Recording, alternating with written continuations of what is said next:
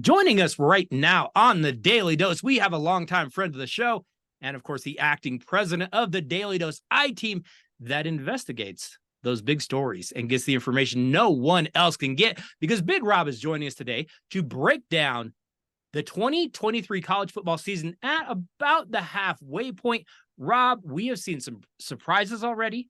I fully expect to see a ton more by the end of the year. But as usual, it has already been a very fun college football season, hasn't it? Absolutely. Yeah, it's been great. I feel like every weekend there's an upset or just something happens that we completely didn't expect. And like you said, a couple weeks to go, and it's going to be even worse, I think.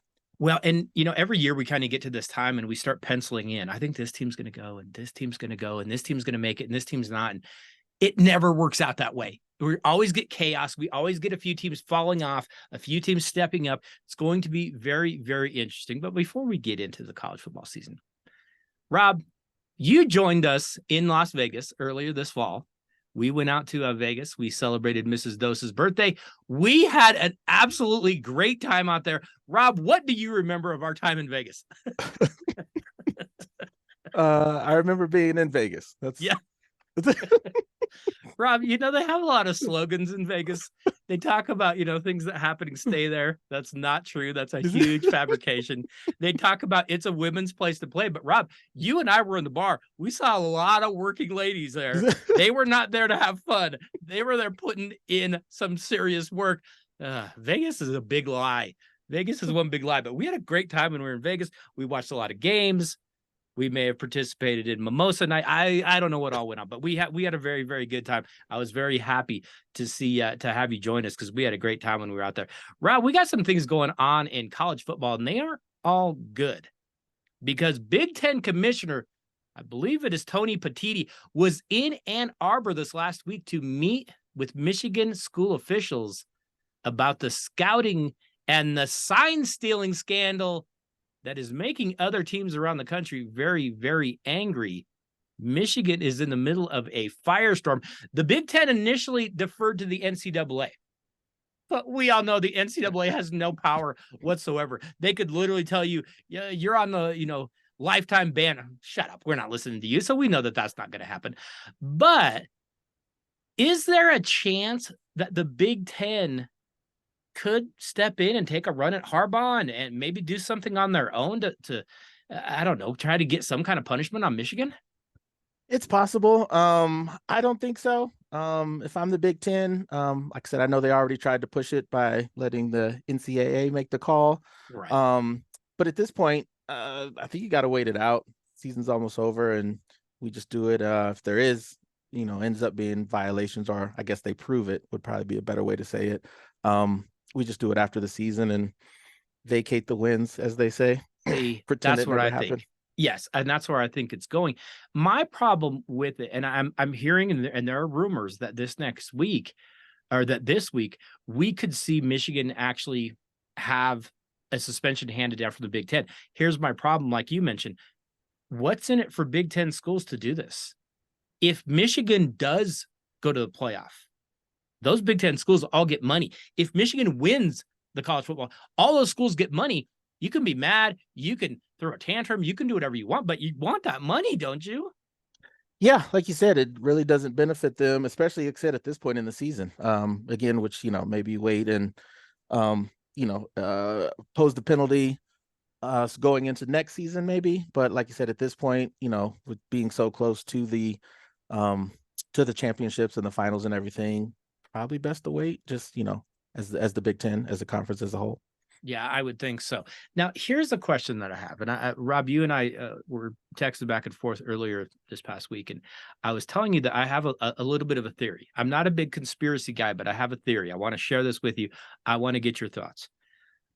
Remember that the Big Ten ended their long-time relationship with ESPN recently. ESPN lost that bid to cover those college football games. Remember those Saturday morning games that we'd always see with the Big Ten? They no longer have those. Also, remember last year, Alabama basketball star Brandon Miller had provided a weapon in a murder to a teammate.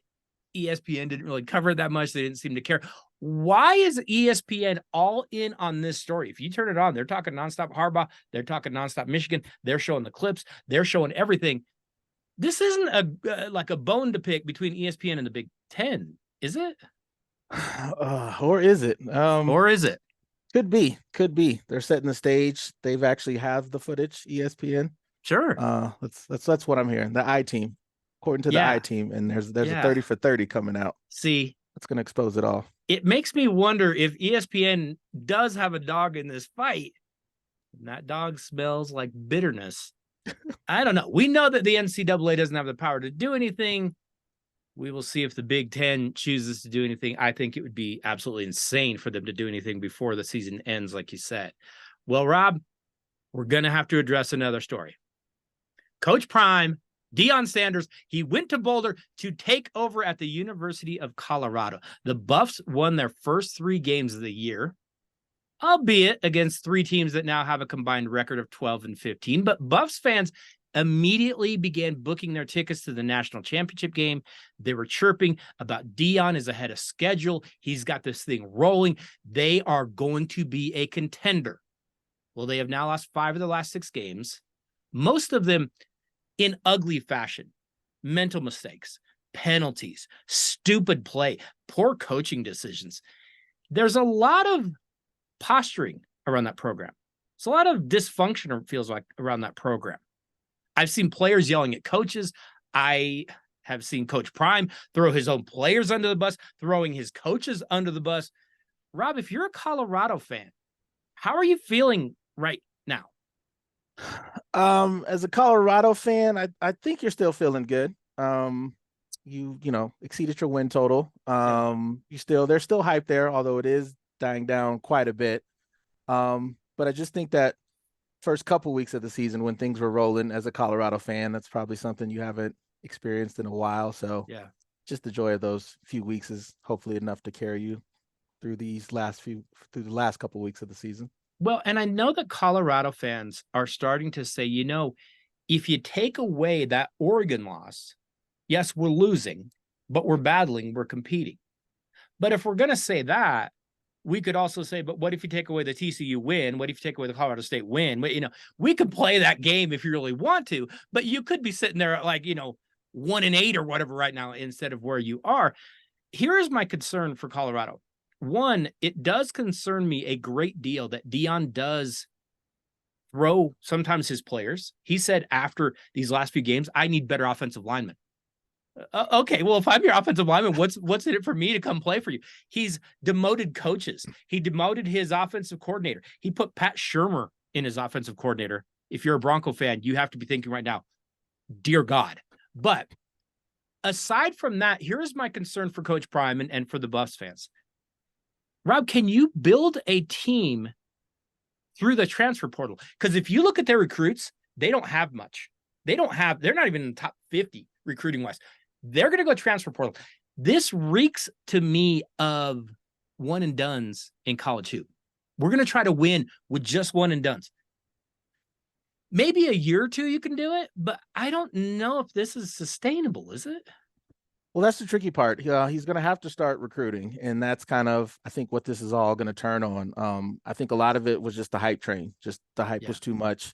And, people that really watch football, knew that, this couldn't last. And that I think, we're seeing that a lot now, just the way the season is coming down towards the end of the season, because it is all transfer portal. You don't have any depth, because you don't recruit. So you're basically pulling out the transfer portal, and those are all your starters. And it's a long season. College football is grueling. So when somebody goes down, you don't have anybody hurt, or you haven't been building, training anybody, behind the backups or anything like that. So I think that's the tricky part. I think there is enough hype there just with Deion and who he is, that he might be able to recruit, 2-3 years. He can get people to the program, to the program. But like you said, you can't just go in the portal every year and build your team that way, because that, you're going to have seasons like this. You'll win a couple games, but as the season goes on, especially on that backstretch, you just, you don't have any depth, not enough players. Well, and I do wonder, can you get the big time offensive linemen and defensive linemen out of the portal? Because I got to feel like those guys, they go to a place, they're wanted, they're staying there. Yeah, the skill position guys, they kind of bounce. We see wide receivers go all over. We see corners go all over. You can do that. I don't know if you can get those interior linemen to just bounce around. It doesn't seem like they're doing it as much. True, and it's got to be a mix. And almost the opposite situation of this is Clemson, who refuses Right. to use the portal. So again, Correct. you got to do both. You got to recruit, you have to build your program, use the portal to plug in a couple places, upgrade a couple places, but you still have to have the program, have to do the recruiting. And like I said, this is basically the opposite of Clemson. Clemson refuses to use the portal, and CU is only uses the portal. Rob, you are the president of the Daly Dose I team. You get into places that sometimes people don't know about. They don't even know how to get there. They wouldn't know how to find them if they did. Rob, Coach Prime and his team has now been robbed twice, one at UCLA and one when he was at Jackson State. You would think he would tell his players, don't bring jewelry. I know when we coached at the high school level, we told kids not to bring jewelry to the games. Do you got any inside information? Who's doing it? Do you have any new jewelry? I didn't. I was looking in the back. I don't see anything hanging on your wall, but I don't know what is going on. Why do teams keep robbing Deion's locker room? I mean, all the suspects are anyone with the TV. I mean, See? I think that's You're exactly right. We all know they come strutting in there. They got the chains. They got everything on. Go in the locker room. But it might be, but pirate booty in there. I don't know. Yeah, I remember the same thing, unrelated, sports wise, but Floyd Mayweather. I remember almost all his fights, he would get robbed, and it's like, okay, obviously he's fighting and he's not at home. But why is that? Because every time you see him, he carries the duffel bag of cash and the jewels and literally a backpack just with cash in it. So it's like, again, if it's out there and you flaunt it, at least step up the security in the locker room. Exactly. Yeah, you'd think you'd have a couple of. I mean, I realize you can't post your offensive linemen there because they're like turnstiles, but you'd think you'd have somebody watching all the valuables that are in your locker room on a game to game. I don't know. That seems kind of wild. Then again, you went to LA and didn't think you'd get robbed. Come on. What in the world is that? Rob, usually by this time of year, we're starting to hear that certain coaches' seats are warming up. It doesn't feel like we have as many big names, I guess, this year. But are there any coaches at the midway point that you're looking at and going, they better finish strong or they're not going to have a job much longer? Oh, well, I think we got to start with, I think we mentioned him at the beginning of the year, Yes. Texas A&M, Jimbo. Yes. I just don't know how you explain it. With the talent is there, it can't be talent. So it's got to be coaching at this point. And every year A&M has these visions. We're going to win things. We're going to compete. We're going to be. Do you see our recruiting class? Our recruiting class is top 5 every year. They've never won anything in the history of ever. Jimbo overpromises. He underdelivers every single year. The Aggies are 5-4. I don't know how long you can do this. It just seems insane to me. And it almost seems like they're getting worse. Yes. And they don't even have signature wins. I mean, I know like a lot of coaches can hang on there because they're terrible, but you get this big win. And so maybe that buys you a little time, but they don't even really have a signature win. So it's almost like they've gotten worse. Well, you bring up a really good point because that signature win, I look at places like Florida with Billy Napier. I think he's been in some ways disappointing, but you have that Tennessee win and you go, hey, that was a big one. You have this win and you go, hey, I'm going to hang us on that. That's the direction we're trending. I look at, obviously Jimbo, and I hate to say this, but I look at Mario Cristobal down at Miami and I'm just like, when do you get that win that anybody talks about? Because Rob, let's be honest, the Canes are 6-3, but they are in that recruiting area. They should be able to pull people out of their own backyard. $80 million? The man is getting $80 million. And you're 6-3. They haven't played anybody. I don't know. I don't know if Miami's. I don't know that they should be ready to pull the plug on him yet. But my goodness, when is that signature win going to come? Yeah, and like you said, it's just, and the talent is there with both these programs. I mean, there's the talent's there, and I obviously understand you have to give coaches a couple years, but again, you have to have something, even just to make the fan base believe. Right. Just like to let us see the direction you're going. And it, like I said, it almost seems like it's trending down in both those situations. Well, Cristobal took away the turnover chain, Rob, and we've never been so furious in our lives about anything ever, because that was the perfect picture of Miami football, just worthless nonsense. Rob, by the way, I don't know, we talked about Colorado earlier. Have you seen Colorado has a turnover throne, I think, that they cart around? I'm not even, I wish I were kidding. You can find it on Twitter. There is a big throne people carry in and they set it down on the bench. And I think if you get a turnover, you can go sit on the throne. They never get to sit on the throne. It's very rare. They aren't getting turnovers. Okay, we're just going to move forward because this is going to make my stomach hurt. Rob, let's jump into our conference reviews at the midway point. Let's start in that Atlantic Coast Conference, which has been dominated by Clemson lately, but that's not the case this year. The Tigers are struggling a little bit. But Rob, do you have any teams that have been a pleasant surprise for you in the ACC? For me, the easy one is Louisville. Yeah. I know we mentioned them before the season. We liked them just because the schedule was easy. Sure. But actually watching them play, I mean, that's a solid football team right there. Well, it is, and they've got a manageable schedule remaining. And I know you talked about that schedule being a little bit soft. That's fine. Win what's on there. They had that bad loss to Pitt, but they're still in pretty good shape.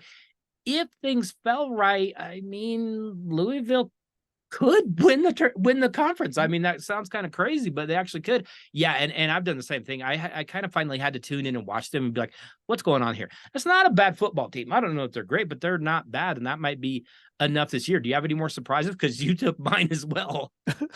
Well, my other one is and you were on them at the beginning of the year, and it's FSU.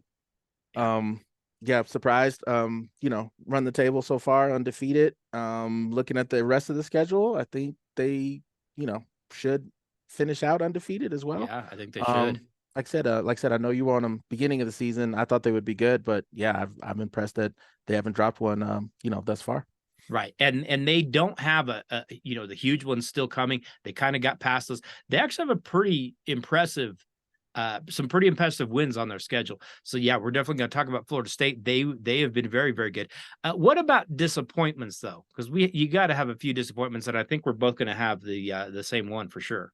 Yeah, the team we just talked about, Miami. Like I said, talent wise, Cristobal, I thought they would be way better. I think they're sitting at 6-3 right now. And just some of their losses, I mean, some of those losses, they just look bad. I mean, it's one thing to those close losses, or we were in the game and like a last minute field goal kind of loss. But I mean, Right. Sometimes even in a couple of their wins, they just, they don't look good. The loss to Georgia Tech, when all they had to do is literally kneel on the ball and they refused to do it, was just mind numbing. The loss this last week to North Carolina State, where they got blown out, that wasn't even a close game. Yeah, that's another one that Miami, they have talent. Rob, I'm going to throw one out, and it's got to be Clemson. I mean, they got the big win on Saturday over Notre Dame, but in a season that we know the Tigers were hoping to maybe be a playoff contender, they're 5-4. Now, I guess some of those losses are quality losses. I don't know. They're pretty decent competition, but they've had some bad ones too. I like the way though that Dabo yelled at that kid on the radio. I thought that was really fun. Clemson fans are definitely spoiled, but this is a disappointing season for Clemson, isn't it? Absolutely. Like I said, this was one of my picks at the beginning of the season. I thought they would be where Florida State was. And Yeah. the schedule was manageable. They would run the table. The defense would be good. And ever since Deshaun left and Trevor Lawrence, I think that offense has never been the same. Defense has been fine, but they've never been able to replace that talent they had at quarterback for so long, which is probably a lot of the reason for that success when you think about those those quarterbacks they had for that time. For sure. And then you start seeing things like this last week, injuries and a lot of guys out, and you kind of realize how fine that line is between winning and losing, because it can go bad, so quickly. Have some guys out, whereas as those seasons they were rolling every week, they were kind of healthy, they figured it out, and now those, they start to back up on you. Rob, do you have any other disappointments, or are you ready to give us your champion?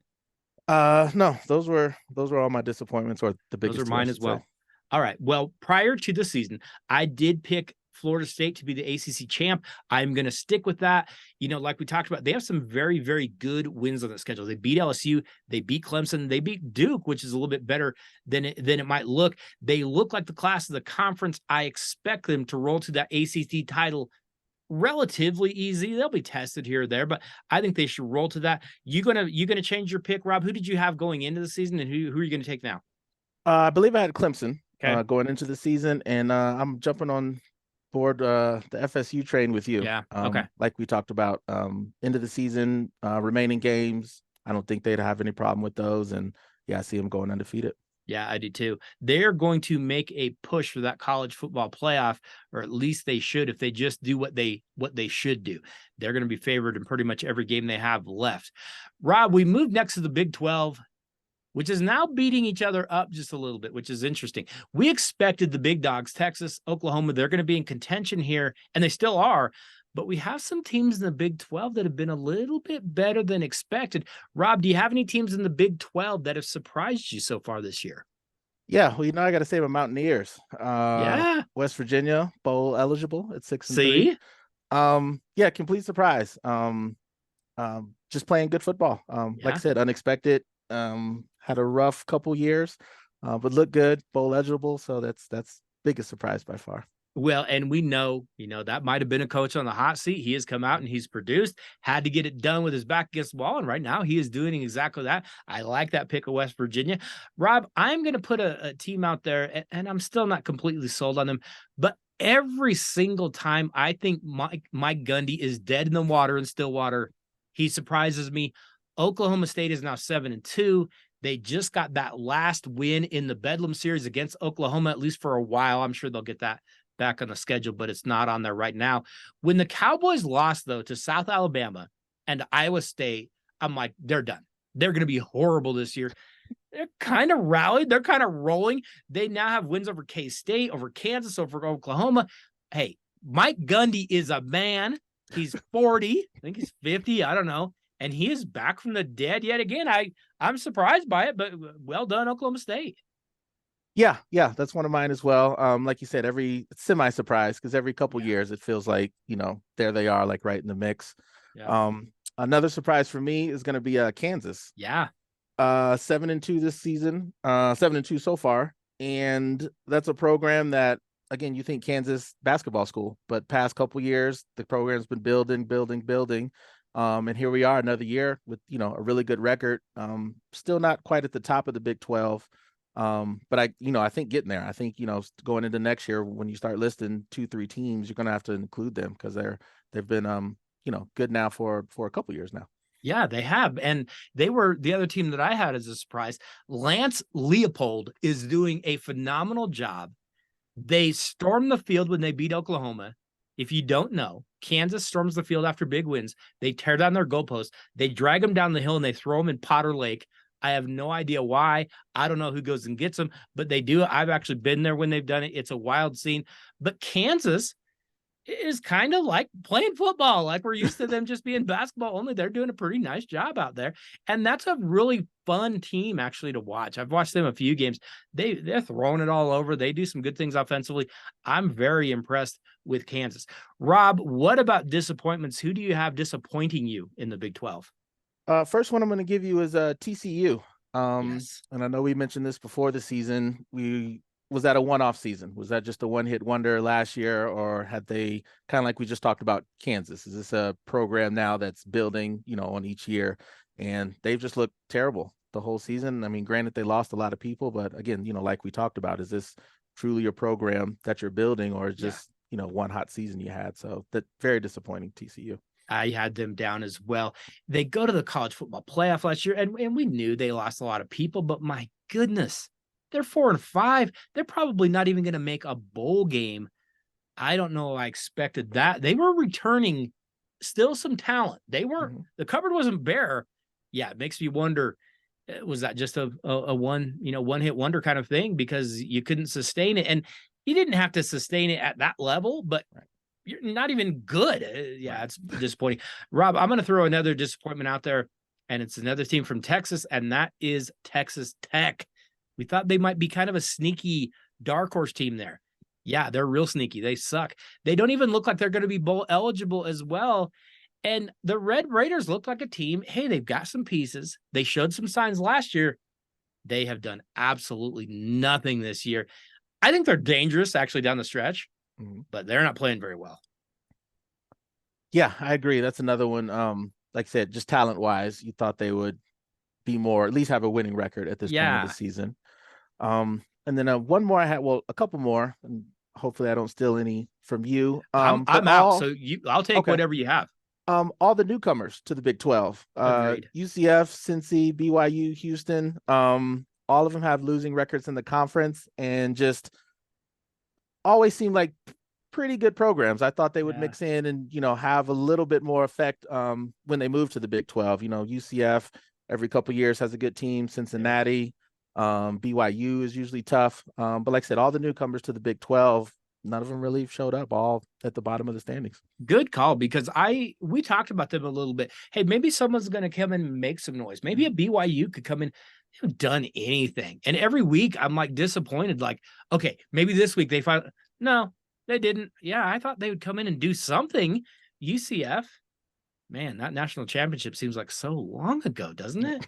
Yeah, I would agree with that. I would go with that for sure. What's your other disappointment? Did you have one more? Well, that was it. I've actually just lumped them all in together. Put them all together. Yeah, no, that's 100% true though, because we did think they're gonna make some noise, at least maybe knock off a team or two. They haven't done anything. So at the beginning of the year, I had picked Texas. Did you pick Texas for Big 12? I think I did, yes. Yeah, we both had Texas. I'm gonna keep my champ as Texas. They did have a loss to Oklahoma. I don't want to say it was a fluky loss because I don't think it was, but they did have some unforced errors. And I think Texas is still going to win this conference. I think they'll have a shot to go to the playoff. So I'm going to keep Texas. Rob, are you going to revise your pick, or are you going to stay with the Longhorns? I'm going to keep Texas. I don't feel good about it. Part of me wants to take Oklahoma State, just because they've been on the uptrend. Texas do have that one loss, but they probably should have two more, if we're being honest. Yeah, you're right. Some of those last, end of the game management a couple times, they just feel like they've been right on that edge. And so I don't trust them down the stretch, even though the schedule is not great. Like I said, I could see them by default. I'm going to take them. They should take it. But again, if they trip up, I would not be surprised at all. Yeah, I'm right there with you. I'll take them and look, through my fingers at them, because they're going to scare me the whole way. Rob, we move next to the Big Ten, where the Michigan Wolverines look like the class of the conference. And yet, we talked about it earlier, we have some questions about that program. Could they be in trouble with those rules violations? I would think they'd wait and collect all those checks before they really get them in trouble, but we'll see. Ohio State has a pretty nice path to win this conference. Let's see how the Big Ten is shaping up. Rob, do you have any pleasant surprises in the Big Ten? I struggled to come up with one. Yeah, I didn't really either. Like I said, I was pretty high on Wisconsin going into the season. Yeah. Pickle's first year, and okay, kind of not great. I thought they would be a little bit better. But no real surprises here for me. I guess I'm gonna go with Rutgers. I usually forget they even play football, but they do have a 6-3 record. They haven't really beaten anyone good, but New Jersey State is probably going to go to a bowl game, and that's nice for a state that smells like pee. What about disappointments? Do you have any disappointments in the Big Ten? Because I've got a lot. Yeah, I'll start with probably the biggest one, Penn State. Yeah. Yeah, the hype is there. Well, the hype was there before the season. Granted, they only have one loss. But again, it's just, when will they get over that Michigan-Ohio State hump? Yes. Yeah, so that's... Well, and that defense looks good. That defense looks maybe elite. That offense, again, is awful. And they just don't have that playmaker. If they had that quarterback, that running back, that wide receiver, they don't have that guy. And so they play the big dogs. And you can just see, you don't have Marvin Harrison Jr. They do, and you don't. And as a result, it doesn't even look, it doesn't even seem very fun. Like, I wouldn't want to see a rematch of that game. We already know how that's going to go. So yeah, Penn State is disappointing to me. I'm going to throw Michigan State in there. Yeah. Not that we had these big high hopes for them, but my goodness, I know they beat Nebraska this past week, but that team is a complete disaster. Head coach Mel Tucker was fired at the beginning of the season just for being an idiot. They're not 3-6. They are in dead last place in the East. But I'm going to throw this out there. Michigan State has the opportunity to do the funniest thing ever if they go recruit Deion Sanders to come to East Lansing. That would be so hilarious. I would laugh for the rest of my life. Rob, you got any more disappointments in the Big Ten? One more I'll give you is Iowa. Even though they're 7-2, again, that's much like Penn State. Another team with a great defense, and then just no offense to kind of pull it all together, especially in Big Ten West. Like I said, they are 7-2 on top of the West, but I would have hoped for the offense to come together to make them, more of a challenge in that division.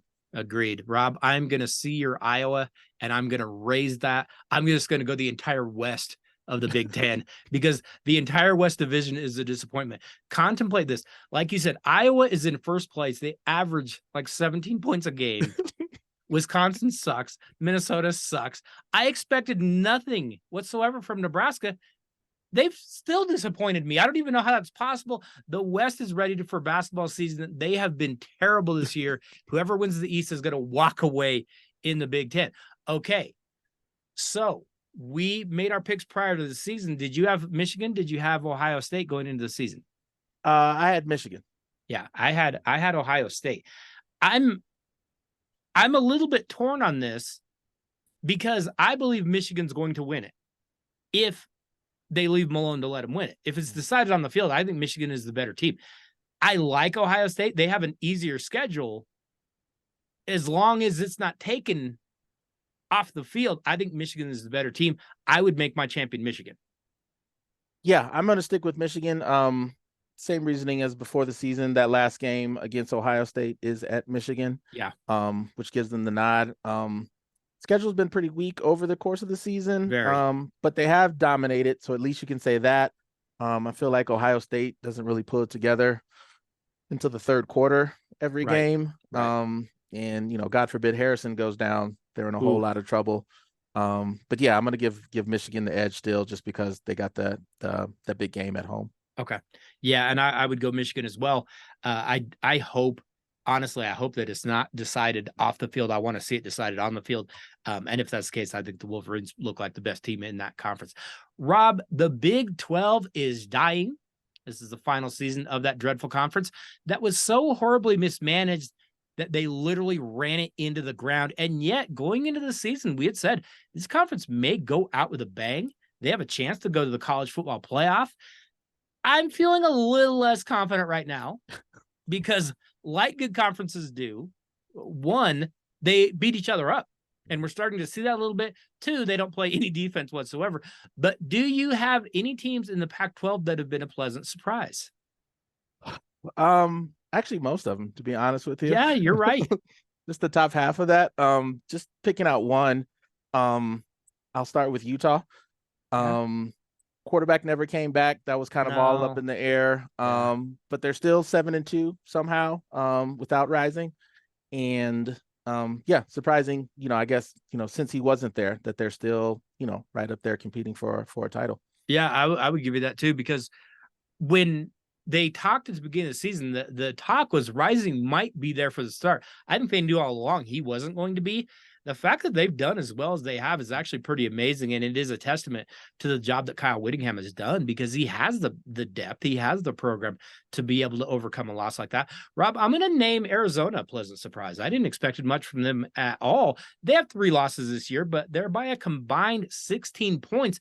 They beat UCLA on Saturday, and quarterback Noah Fafita, he looks like he might be a guy to watch going forward. The Wildcats could be headed to a decent bowl. It's not basketball season. This is pretty impressive for Arizona, so I'm going to name them. Yeah, I agree with that one. One more I'll give you, Oregon State. That's another one. DJ started over. And again, they're sitting at 7-2 right now, and looking really good. And again, this is a conference, like you mentioned, that kind of beating each other up. But yeah, for them to be 7-2 at this point in the season, that's certainly surprising to me. Agreed. I'm going to add one more team, and they're not a surprise in terms of wins, but I'm going to put Oregon on my surprise list. Like I said, the record isn't surprising, but Rob, they have been absolutely dominant at times. Bo Nix, I'm starting to think he might be trustworthy, and we never thought that. But for that alone, I'm going to name the Ducks a surprise, because I'm starting to believe. I'm not sure I'm all in, but I don't know. I'm starting to believe in Bo Nix. I think Oregon might be a team to watch. What about disappointments? Because we've got a few of those. At least I've got 2 of them. Yeah. First one, I'm going to give you USC, specifically the defense. Yes. Again, it didn't get better. I mean, Lincoln Riley, Grinch as the DC. And it's been a problem ever since. I mean, that probably is what kept Lincoln Riley from winning a title so far, is the defense. And somehow, went to California and got worse. So that's very, very disappointing. Especially for Caleb Williams, man. Just some of the scenes, at the end of the game, just watching him give his all and, crying in the Yes. stands, like you feel really bad for him. So that defense is disappointing. That defense has been so bad that USC has already fired Grinch, and it was probably, a year or two late. But like you said, this isn't unique to Grinch. This seems to be a Lincoln Riley tradition. And that's too bad, because there are times Caleb goes out and makes bad plays and has mistakes or whatever. I know there's some people kind of down on him, but we also talked about this before the year. There were going to be people that were going to try to poke holes in Caleb Williams. I still see a very, very capable guy. I would still take him with the top pick unless I see differently. But he doesn't have a lot of help. When you go out and you score 48, you think you're going to win the game. He might lose by 2 touchdowns. That's kind of tough to overcome. I'm going to give you my final disappointment in the Pac-12, and that is Washington State. I really like the Cougars going into the year. They had wins over Wisconsin, and they beat Oregon State, and then they've just gone down the hill. I don't know what happened. They have been horrible. They are in dead last in the conference. I didn't expect that from the Cougars. I wasn't expecting national title, but I thought they'd be scrappy. They look absolutely horrible. I don't get it. Yeah, I agree. And the last one I'll give you is Stanford. And that's just more as the Pac-12 as a whole. Stanford was always a program, kind of like we mentioned before, a team that was pretty good. And would usually have like a signature win in there or be competitive in some games. And I know the coach left, but that's just kind of see them down is just, disappointing as a whole, just for as far as the Pac-12. That really is. And when their biggest win of the year is beating Colorado on Parents Weekend, I mean, we all laughed, but it's kind of pathetic. I mean, it really isn't like a great win. It was hilarious at the time, but it wasn't the win. Rob, going into the season, I had picked Utah to win the Pac-12. You had picked Washington. You've got to be feeling very, very good about that Washington pick. Are you going to stick with Washington, or are you going to go someone else to win this conference? I'm going to stick with Washington. I think Oregon might be the best team in the Pac-12. Yeah, I started with Washington. They're undefeated. They already beat Oregon once, barely beat them, but that counts. So I'm going to officially stick with Washington. Okay. And I don't blame you. I am going to change my pick. I don't feel like Utah is going to get back there. I am going to change it, and I'm going to take Oregon to make things interesting. So when it comes down to the Pac-12, it's probably going to be those two teams playing each other. Washington scraped out a win at home. We'll see if they could do it in a neutral field game, but I think that's going to be a really, really fun one to watch down the stretch. See if those two teams can keep it rolling. Rob, we finish up our conferences with the big dog of college football, the always powerful Southeastern Conference, who at times has looked a little vulnerable this year. Could this be a season that the SEC does get knocked off? We've seen it before. Rob, do you have any pleasant surprises in the SEC? I guess I'll say Tennessee. Kind of like we mentioned before, one of those things where was it just a one-hit wonder, or are you building a program? This year they're sitting at 7-2 currently. So that's surprising that they've kind of maintained that standard or that bar that they set last year. Interested to see if they'll keep it rolling, but Tennessee's been a surprise to me. Well, and Tennessee is going to get Georgia, and they could maybe be sneaky there. Playing, at home, that stadium can get really, really loud. I want to see what they do, because the disappointing thing is how bad Justin Timberlake has let himself go. He's fat. He looks out of shape. I don't think he can dance at all, but he's on the sideline every week for Tennessee. He looks like a mess, but can he keep that rolling and get them, a win? Rob, I'm going to give Ole Miss and the Fighting Lane Kiffins a pleasant surprise. They're 8-1. They've only lost to Alabama. They haven't beaten a big dog, though, so I'm not fully in on them, but they're probably better than I expected them to be. They've got a pretty good offense down there. The defense isn't always so great, but I'll give Ole Miss a little bit of a pleasant surprise. I considered Missouri, but they haven't really played anybody. And they're 7-2, but you saw when they played Georgia this last week, they were on the edge for me of maybe putting them in there, and they just kind of missed it for me because they did get beat by Georgia on Saturday and kind of got beat handily. It didn't seem like it was that close, only close for a half. So Ole Miss is the only true surprise I have. You have any other surprises in the SEC? Missouri was actually my Yeah, okay. last one. Yeah. And then same reasons you said. They're somehow 7-2. Yeah. I'm not sure how. I mean, basically because of the schedule, but just the Right. fact that they are 7-2. That is surprising. Hey, it's the state of misery. We don't expect anything from them. So the fact that they're 7-2, probably going to a decent bowl game, yeah, good for them. What about disappointments? Because we've got a couple of those, don't we? Yeah, I'm gonna start with my conference winner, I believe, or I don't know. I think I picked them to win. LSU. Yeah. It's specifically again like USC, the defense. I don't know what happened. Yes. Offense is actually really good. But yeah, the way that defense is playing, I mean, it looks like right up there with USC and Oklahoma. Defense is terrible. Yeah, defense is terrible. And I'll say this too. Jaden Daniels, that quarterback, really has impressed me. He's a lot better than I thought he was. Really, really dangerous with his legs, can move around and make plays, really dangerous with his arm. Got a huge arm for such a skinny kid. Looks a little bit like what was his name? Crabman on My Name is Earl. But he takes more hits that are on the edge of being illegal every week, and it doesn't seem like the refs ever look out for this kid. I don't know why they hate him. Maybe they hate Brian Kelly. I don't know what it is, but LSU is 6-3, and we thought Notre Dame was holding back Brian Kelly. Maybe that's not the case. Maybe Brian Kelly just can't beat big dogs because anytime he sees one, he loses to them. I had LSU down as a disappointment. I will also nominate the team we talked about earlier, Texas A&M. They're just on my disappointment list every single year. They have a top recruiting class every year. They do nothing with it whatsoever. That's just how A&M is. That is my final disappointment. If you have any others, we will take them. I got one more. Okay. I apologize in advance. Florida. No, I understand. and going into Saturday, I was feeling okay about Florida. That loss at home to Arkansas, that's a bad loss, Rob. Yeah, similar to I mean, I think all the points we made with Miami earlier also apply to Florida, just with the talent there. Yes. And again, even this season, just that one win or that one game where you're like, okay, they're closer, they're almost there, and they just again almost have gone down since last year, on the downswing.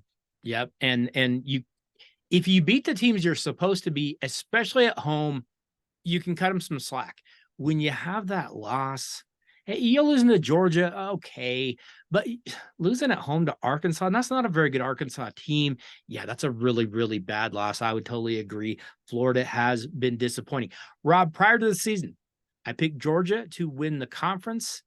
I'm going to be stubborn, and I'm going to keep that pick, but I don't feel great about it. Georgia is scraping out wins. They're scrappy, tough defense. I'm worried a little bit about the offense with tight end Brock Bowers out. That scares me a lot.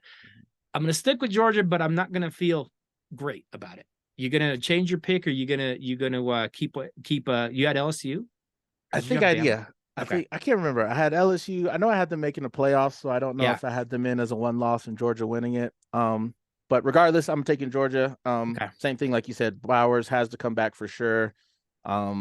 Schedule hasn't been great, but they've been winning fairly comfortably for the most part. So I think they got enough to see them through. So I'm gonna go with Georgia. Okay. Rob, we spend most of our time talking about those big five conferences because that's who produces contenders. But do you have any surprises off the board that weren't in aren't in those big five conferences? Do you have anybody outside that? Well, we should probably talk about Notre Dame. I guess I don't know if I'm surprised because it feels like a Notre Dame kind of season. Sure. But they've been close. I mean, I think they've got 3 losses now, and they've kind of been in the games. They've been in all the games. Probably one or two of those, at least one of those losses should be a win probably. So again, it's classic Notre Dame, but I just can't really decide how I feel about them, if they're, as far as their building, or they're just always going to be that same Notre Dame. Right. Agreed. And the one thing I give them in their favor, I really like Marcus Freeman. I feel like that is a guy that gets it. I feel like he is accountable when he makes mistakes. He owns them. He's not afraid to do that. And I think his players love him because of that. And I think he has a chance, we've been talking about it today, to build that program that is consistently, top 25 in that level. Can they get to that level of being elite? I don't know, because Notre Dame does have restrictions. but I really like what Freeman's done this year. Yeah, I would definitely, be sure to mention them because I do like what they've done. They've battled every week. I'm going to put Liberty on my surprise list. No, they haven't beaten anyone, but we've got like a Jerry Falwell school or whatever. They're 9-0. There's only 8 teams in the country that are undefeated. I'm not sure Liberty can hang with anybody, but maybe if they got in a bowl game, maybe it would be interesting to see. They do score some points. So I would say Liberty just being undefeated is absolutely amazing. You got any other surprises outside of the big dogs? No, just Notre Dame. Any disappointments? Because I have one. I don't. Okay, I've got one disappointment. I'm going to nominate a group of 5 disappointment, and that is Boise State. Boise has a history of, dominating. It's just the Mountain West, but they're always pretty good. Maybe they slip in and they knock off a team. Boise State has been bad this year. They are 4-5. They'll make a bowl game, but they've underachieved, not just this year, but going back the last couple of years, it seems like Boise State might be on a little bit of a slide. Going to be interesting to see if they can get back into contention, because right now I'm not very impressed with the direction that they are going. Rob, I want to talk a little bit about the Heisman because we have USC quarterback Caleb Williams back this year. He was the odds-on favorite to win the Heisman for the second time. That's not going to happen. That team has had too many losses. I think Caleb takes way too much grief for those losses, but he's not going to win the Heisman. I think we can agree on that. So do you have any nominees before you give me your answer? I believe going into the year, I think you picked Michael Penix out of Washington, didn't you? I did. Looking like a very, very nice pick. Got any other guys you want to mention before we get to your winner? I do. I'm going to say Jaden Daniels, LSU. Yeah. And I think he runs into the same problem that Caleb does. Just too many losses at this point. Yeah. Knocks him out the mix. And I'll give you another one. Bo Nix, Oregon. 78% completion on the season. Looks completely in control of that offense. So I think he's got a good shot at it. That is just shocking to me. Rob, we've watched that kid since he was at Auburn. He was an absolute idiot. I give them a ton of credit. Bo Nix looks like the real deal.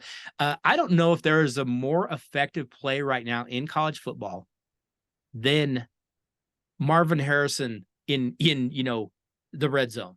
Just throw back shoulder, he'll go find a way. I think Marvin Harrison gets some mentions. I know wide receivers don't typically win that award, but I think he's in the mix. I think J.J. McCarthy, quarterback at Michigan, he's put up huge numbers. He's had a huge season. I do wonder if they're going to penalize him for the sins of his coach. And so maybe that keeps him out because he might end up being the top quarterback on the top team. We'll see how that goes. I am going to stick with my quarterback that I picked prior to the season. I don't think he's going to get it. I don't think he has enough. There's not enough hype for him, but I picked Florida State quarterback Jordan Travis. He's had a great year, but here's something to think about. This last week, it was Pitt. I understand. He threw for 360 yards. He had 2 touchdowns. Cool. He didn't have his top 2 wide receivers. That's pretty amazing. Jordan Travis is putting up huge numbers this year, so I'm going to stick with him. I don't think he'll win it, but I'm going to stick with him. What do you got, Rob? Who are you going with? Are you sticking with Penix? Yeah, I'm sticking with Penix. Like I said, I mean, has had a good season. There's a chance they finish undefeated. And if so, I think that'll be enough. But if they do end up dropping one or losing to Oregon in the rematch, it probably goes over to Bo Nix. But I'm going to stick with Penix Jr. Penix has had 3 or more touchdowns in 7 of the Huskies' 9 games. That's amazing. What he has done there. Remember, he was playing at Little Indiana, and we kept hearing about him. You'd see him on TV and be like, that team's kind of terrible. Michael Penix is no joke. Not a huge guy, but man, he finds ways to get things done. I like Penix a lot. Okay, Rob, we have gone through each conference. We have picked our contenders. We have picked our disappointments. We have picked who we think is going to be the champ and our disappointments, obviously. We've looked at all these teams. Now that we have gone through, we've adjusted our picks. We are going to get into our college football Final Four. Rob, who is your revised number 1 seed this year? This has not changed, and it's still going to be Georgia, number 1. Yeah, I'm going to stick there as well. That schedule's soft. It's still manageable. They may be tested here and there, but I don't know if anyone's going to beat them. It just feels like they're going to. Kirby Smart, the job he's done down there is absolutely amazing. Okay, so we're agreed. We've both got Georgia at 1. At number 2, who do you have? Number 2, this also has not changed, and that is Michigan. Yep. Yeah, I'm going to switch my number 2 seed to Michigan as well. They just look like that offense might just be too good to stop. That's a pretty balanced team. They're pretty good up front on both sides of the ball. As long as the powers that be don't eliminate them from, making them a bunch of money, I think Michigan is going to be the number 2 seed. Who do you have at number 3? Number 3, this is like a half switch. Okay. I had Clemson, and I'm going to replace them with fellow conference foe FSU. Okay. And I've got Florida State at number 3. Rob, we're going 3 for 3 again. We do this every single year, but I've got Florida State at number 3. I thought they could slip up early in their schedule and maybe take a loss, and they didn't. They have managed to push through.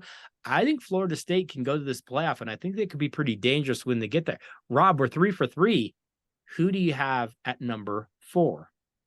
4, this is going to be a change. I tried to hedge my bet last time with SEC, so Bama and LSU. I ended up picking LSU, so I'm hedging that conference for the Pac-12 and Washington, Oregon. I'm going to say Washington right now, but again, it feels like it's going to come down to those teams. So the winner of the Pac-12, that's who I've got taking the 4th spot.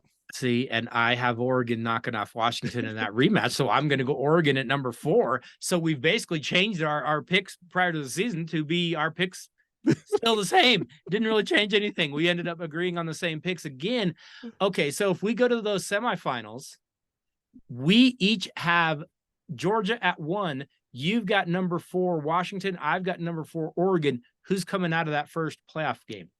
I think this is going to be a good game, but I'm going to give it to Georgia. I think that defense is enough to get them through. As exciting as either of those offenses will be, I actually think Oregon would probably give them a better game because I think that's a little bit better offense than Washington. I would agree. But regardless, I would still pick the Georgia offense over the high-flying offense of the Pac-12. So I'm getting Georgia to win. Yeah, I am too. I'm just going to go conference strength. And Georgia finding a way to get that done against, I would have Oregon, but Georgia's been there. They've done it. They know how to do it. I would take their strength over the Pac-12. I have Georgia advancing as well. So in the second game, we have the exact same matchup. Michigan versus Florida State. Who's coming out of this win?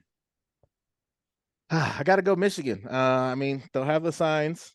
And again, they've been there before, haven't been great there.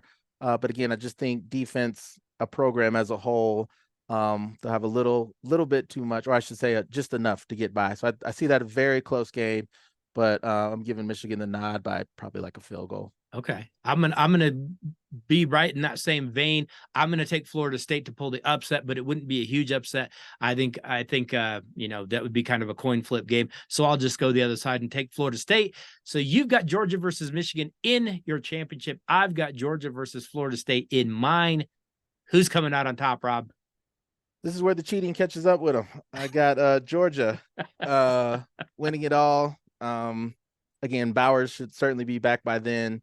Yes. I just don't think Michigan has enough to keep it going. Georgia pulls away in the second half, so give me Georgia. I'm doing the same thing. I'm taking Georgia to beat Florida State. So, Rob, we disagree on like one or two things. It always comes back to the same again. We still have the Georgia Bulldogs. Rob, we have a season that the SEC doesn't look great, but they're great in key spots. They're great on their defensive lines. They're pretty darn good on their offensive lines. They've got enough skill guys. I don't know. I just feel like they're still going to scrape out a way to do it. I would be fine to see them fail, by the way. Yeah. I just don't think it's going to happen. Goodness, Rob, we're right back. We do this every single time. We don't pregame these at all, but we always end up agreeing on these, whatever we choose. We both got Georgia coming out on top in the college football playoff. But having said that, we're going to have some really, really fun games coming. And we're going to have surprises. Right now, we're looking at this going, hey, this might be pretty cut and dried. As it comes down, somebody will slip, somebody will step up. That is just how college football goes. Rob, got something else we need to talk about. The Premier League standings. Right now, we have got Man City and Tottenham like neck and neck. They're within a point or two of each other. Rob is a Man City fan. I have adopted the Tottenham Hotspur as my team. Rob, I mean, these guys are going to meet each other in a few weeks at Man City. It's going to be a big game. Who's coming out on top in this Premier League situation? Oh man, it's Man City. I mean, it's got to be. You stop that right now. It's got to be. I hate to say it as a Man U fan. But yeah, I thought you were a Man City fan. Are you Man U? Man United. Yes. I swear, I thought you were Man City. Man U is kind of struggling this year.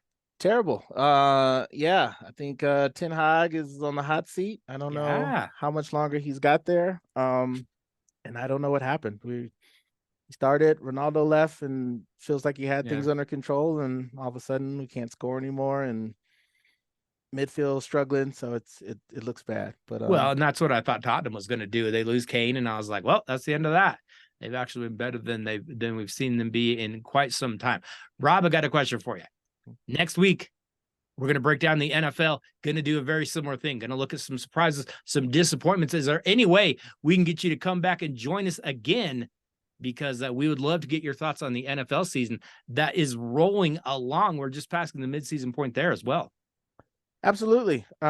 Yeah, college has been great and exciting, and NFL is not far behind, behind at all. So Saturdays are great, and then Sundays I do the same thing, watch it all with NFL. So yeah, I'll definitely be back. Rob, we're going to have a ton to cover. That league is wild every single week. Your Philadelphia Eagles scraped to a wild win on Sunday over the Dallas Cowboys. I was like, the game's over. I was about to turn it off. You just about had a butt fumble. Yeah, like everything went crazy right at the end. Dallas actually had a chance to win it.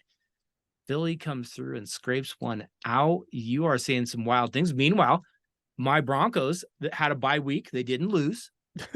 I'm going to count that as a huge win. Hey, things are looking up for both of us is what I'm saying. Absolutely. And again, still have quite a few weeks to go, so it's only going to get better. It's going to be fun. Well, we're gonna come back next week. We're going to talk some NFL, and we're going to break down what the NFL is going. And we might actually have a few other knuckleheads join us, as we many times do in that NFL preview. But Rob, always want to say thank you for all that you contribute to the Daily Dose. We always appreciate your opinions, appreciate your time. You do a ton for us here. Love having you come in, and I cannot wait for the remainder of this college football season. Me either. It's always a pleasure, and I'll see you next week. Sounds awesome.